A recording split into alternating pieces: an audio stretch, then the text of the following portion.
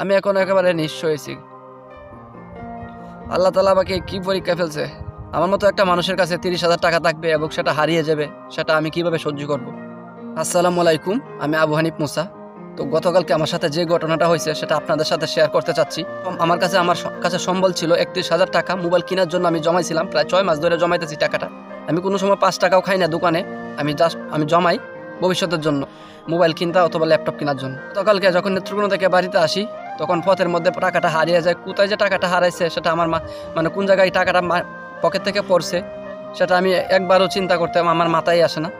যখন আমি বাড়িতে আয় আমি মানি ব্যাগে হাত দিছি, যে আমার পকেটে হাত দিছি যে টাকাটা দেখি, তারপর দেখি আমার টাকা নাই। আমার মাথা আসমান ভেঙে পড়ছে। আমার কাছে এছাড়া আর কোনো টাকা নাই। এই টাকাটাই ছিল আমার জমানো টাকা। আমি একটা ভালো মোবাইল কিনবাম, যেহেতু আমি ভিডিও করি, আপনারা টুকটাক দেখেন ভিডিও করি, এই জন্য একটা ভালো ফোনের দরকার। আমি ওয়ালটন ফোনে এখন ভিডিও করি এবং আমি বাসা থেকে বের হওয়ার সময় আমি বলছি আল্লাহকে, হ্যাঁ আল্লাহ, আপনার হুকুম হয়েছে বলে আমি এখন বাড়িতে যাইতাছি। নেত্রকোনা ছিলাম বোনের বাসায় প্রায় 1 মাস, যে আপনার হুকুম এতদিন হয় না আমি বাড়িতে যাই না, আজকে আপনার হুকুম হয়েছে বলে আমি বাড়িতে যাচ্ছি। এইভাবে আল্লাহ তাআলার উপর তাওয়াক্কুল করে বের হয়েছি। তারপরও পথের মধ্যে আমি টাকাটা এভাবে হারিয়ে ফেলছি।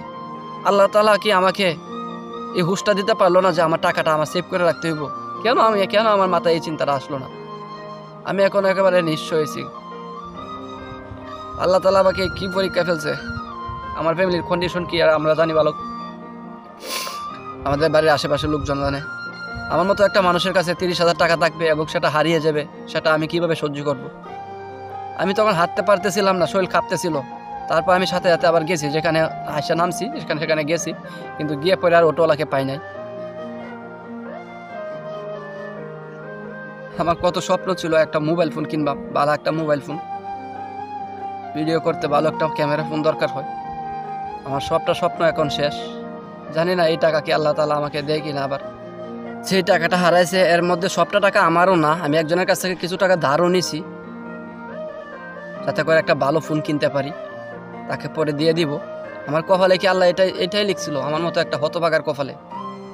যাই হোক, আমি কারো সিম্পেথি বা অনেকেই অনেক ধরনের নেগেটিভ কথাবার্তা বলতে পারেন। আজকাল মানুষের বিপদ দেখলে হচ্ছে হাসাহাসি করে।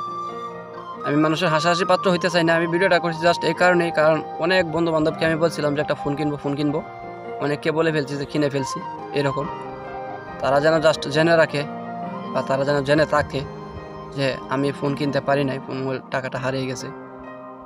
এই জন্যই জাস্ট ভিডিওটা করা, এবং ভবিষ্যতের উদ্দেশ্যে যেন ভবিষ্যতেও আমি আমার এই কষ্টের মুহূর্তটা যেন মনে করতে পারি। অনেক সময় হচ্ছে অনেক ঘটনা ভুলে যাই আমরা, তো এই জন্য হচ্ছে যাতে এই ঘটনার যেন না ভুলি আমি, এই কারণেই জাস্ট ভিডিওটা করা। তো আমার কষ্টের টাকা, হালাল টাকা এভাবে চলে গেল। এটা অবশ্যই আল্লাহ তাআলার এক পরীক্ষা। সকলের কাছে দোয়া চাই যেন আল্লাহ তাআলা যেন আমাকে ধৈর্য ধারণ করার তৌফিক দান করেন। দোয়া করবেন সবাই। আসসালামু আলাইকুম।